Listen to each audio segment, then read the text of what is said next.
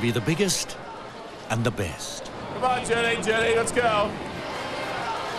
More nations, more spectators, more volunteers. We're 10 out. Hey, where's, hey, JF, who's bringing the keys? More tickets sold than ever before. A multi-million-dollar commercial endeavor. Right up there. The safest games ever. Atlanta would surely host the greatest Olympic Games in 100 years. Wouldn't it?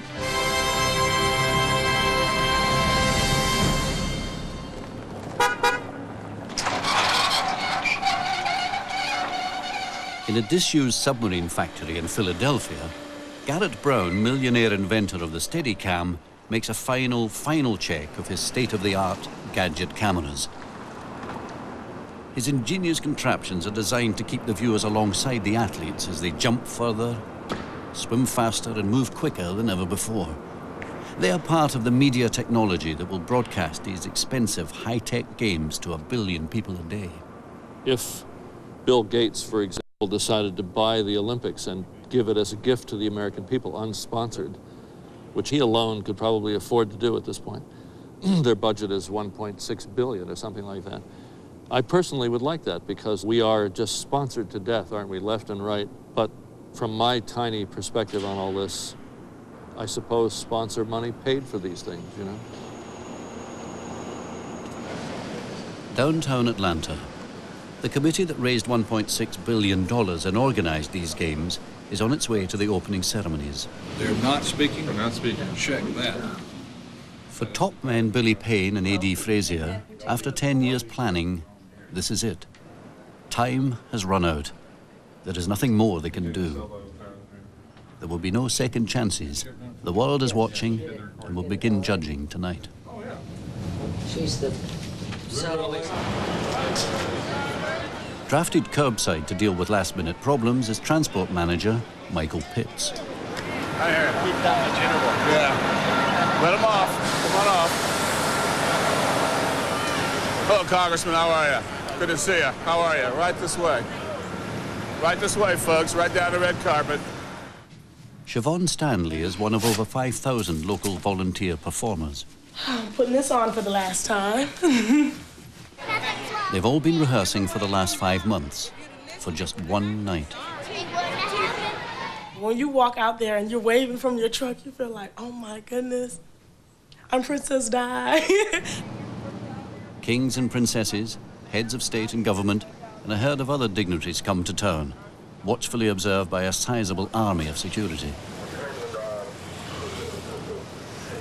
Top of the pecking order with a 30-vehicle motorcade is, of course, William Jefferson Clinton. Emotional? I'm dramatic. Everyone tells me I'm dramatic, so I talk with my hands and everything, so I'm dramatic, so if you want to say it like that. I'm not gonna cry. I'm not gonna cry, though.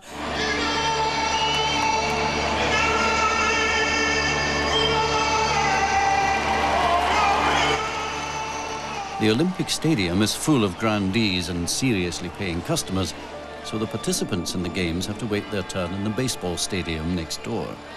Athletes from 197 countries watch the show on a distant video screen as they wait to be called for their moment of glory, the Parade of Nations.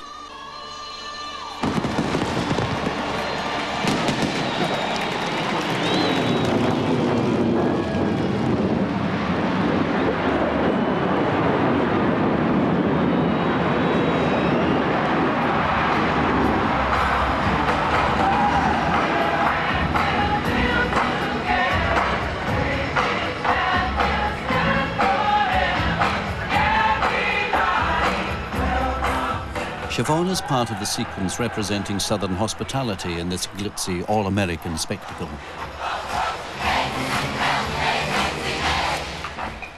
A far cry from this athlete's home, 8,000 miles away in the remote Himalayas.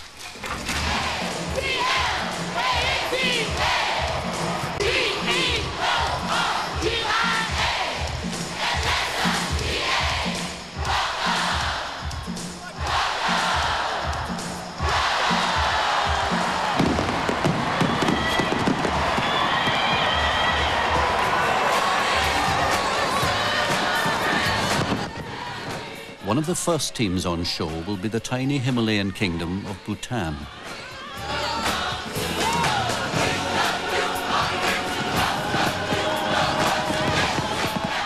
The Bhutanese flag carrier is archery star Jupsang.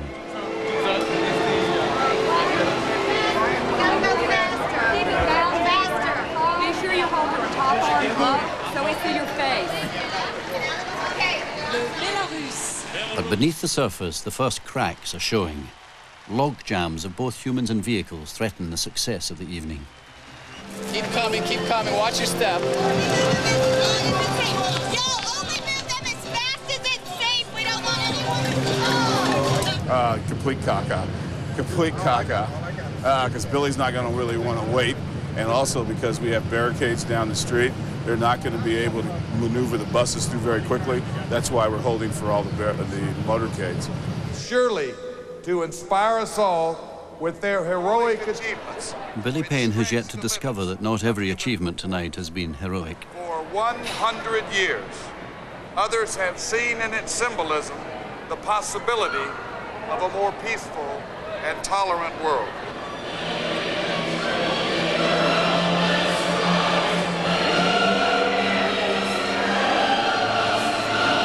Streets closed, folks. Secret Service got blocked. We go to the country club? Good, great. Got the right people on the right bus. That's good.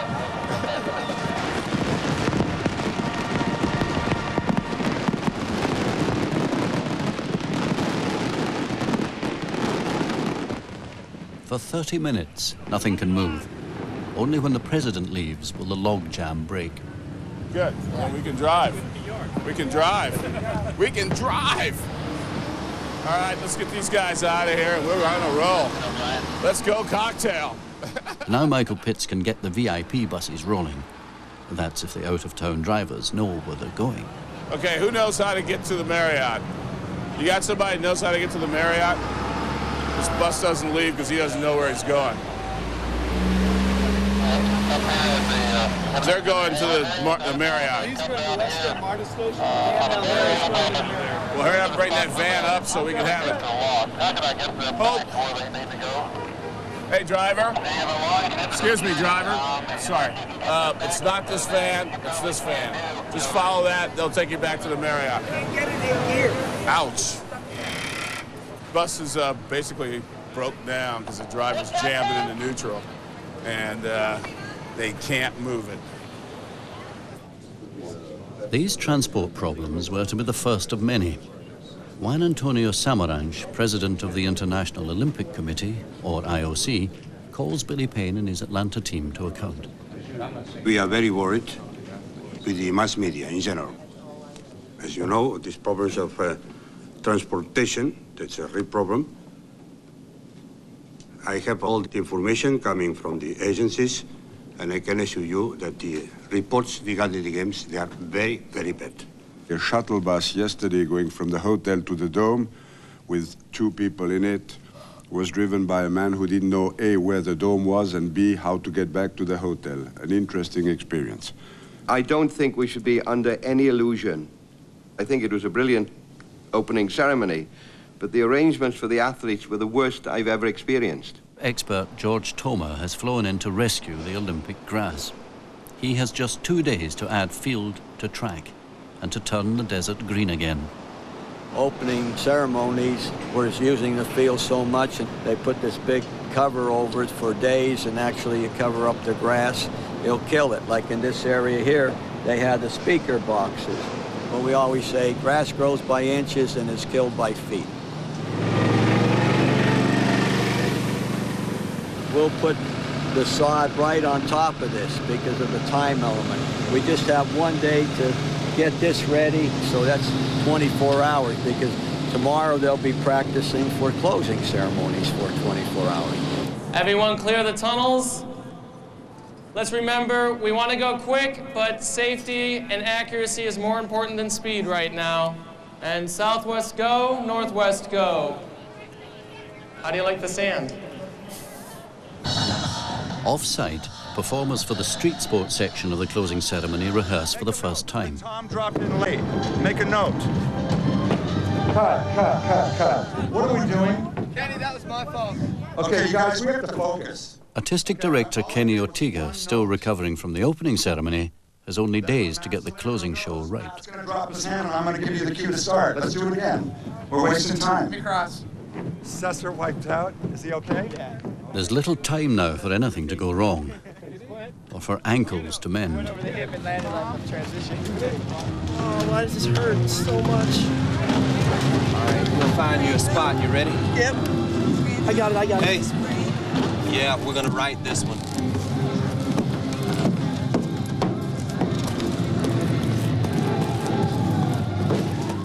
Are these shoes left and right, or...? In the Olympic Village, a local Pakistani doctor is being kitted out by the tiny Bhutanese team to swell their numbers for the welcome ceremony. Do you think these stockings are appropriate for the weather, or is it too late to actually even discuss these things? Where?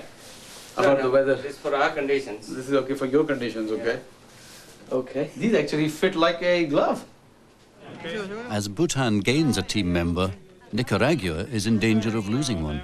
He doesn't have his passport. That's the problem here. The problem is he left it in Jacksonville. It's being delivered in Jacksonville, Alabama. Okay. Jupsang, the Bhutanese archer, is half of the remote kingdom's team. The only other competitor is Ojin, a female archer. Okay. Fits very well. Okay. You tighten it. How much you want now? And this is very good. Oh, that's too much. No, it has to be. Otherwise, it might fall. Okay. This is your badge. Must be worn around your neck. When he goes into the Olympic Village, field of play, have to scan. We welcome Bhutan. The Olympic Village is really a small town in the center of Atlanta. Surrounded by 11 miles of security fencing, the athletes will be protected, provided for, and pampered. They will eat over 1 million meals a day, consuming 100 tons of beef and drinking the milk of a large dairy herd. A parking lot the size of 2 football pitches has been converted into an air-conditioned dining room. For the Bhutanese, with slim chances of a medal, it's probably the first and last time they will hear their anthem played and see their flag raised.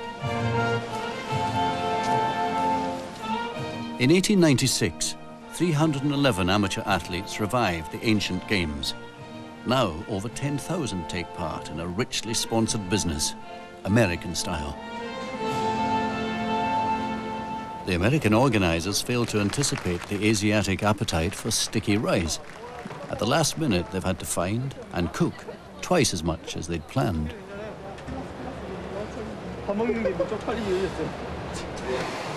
Free grooming matters as much as free calories to these young people.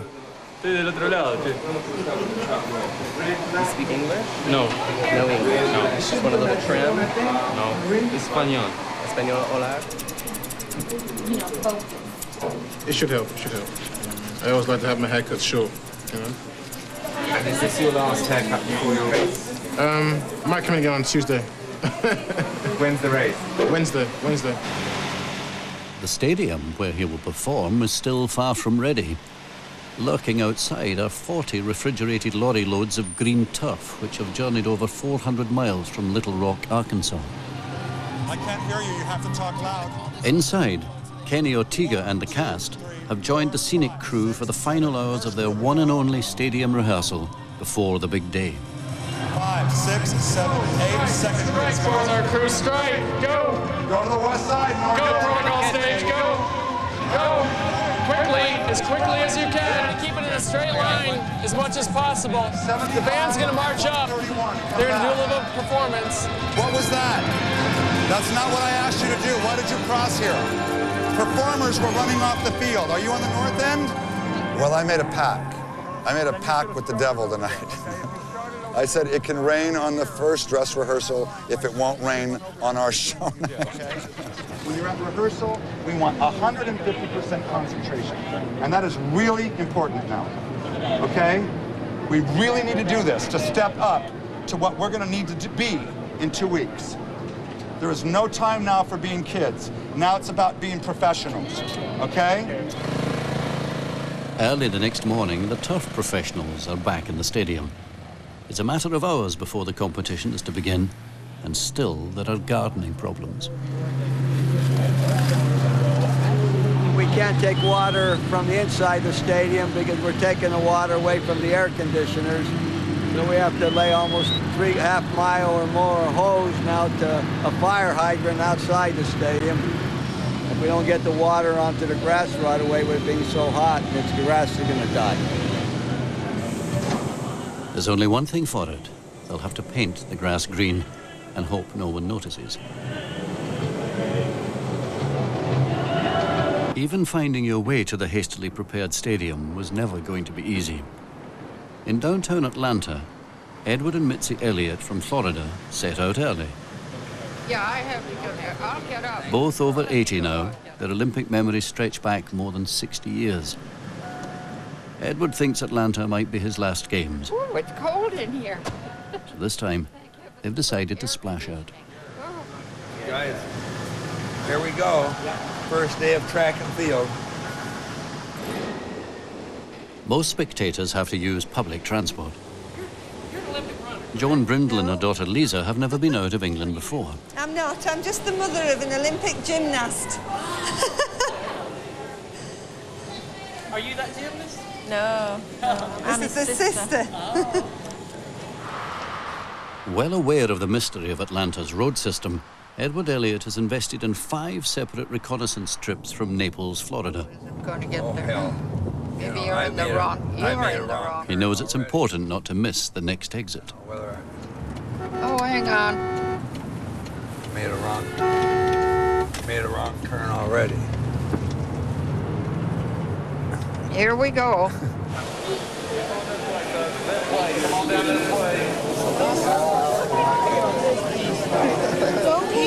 You can hold on, I don't mind. Took about 3 trains before he could get on. We've just never seen so many people. The trains were full when they came in. A couple of people got off, and then more people went on. I don't know how they do it. I turned too soon. See, I didn't even give a trial of going through the block. I don't know.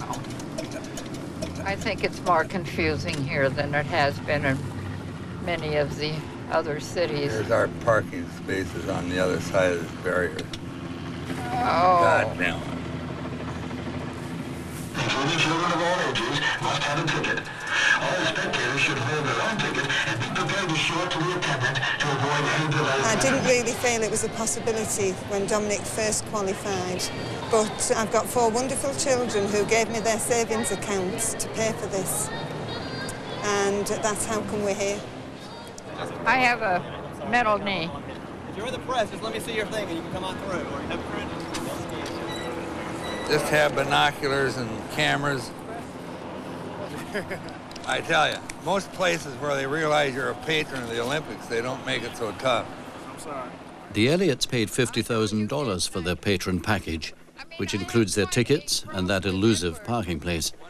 It doesn't include accommodation or tickets for the 24 members of their family who will join them in shifts. Can you get a little faster? I'm going to holler at them. What do you need? I want them to come back a little bit.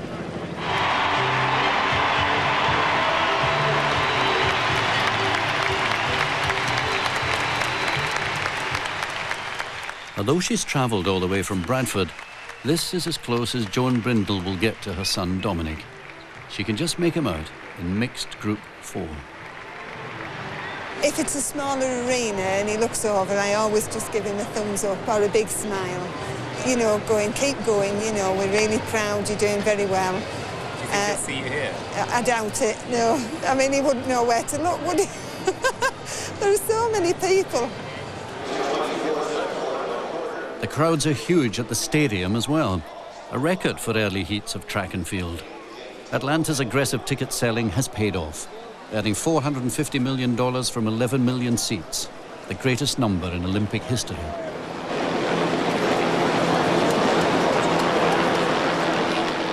Well, I started in 1932 at first one, went to Berlin in 36. What was that like?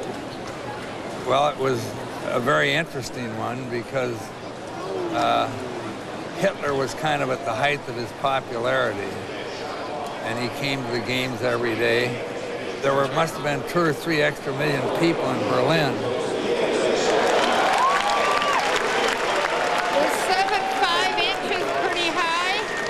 that stands out as being an outstanding one. And I've just gotten out of college, and, you know, I was chasing a blonde a lot of the time.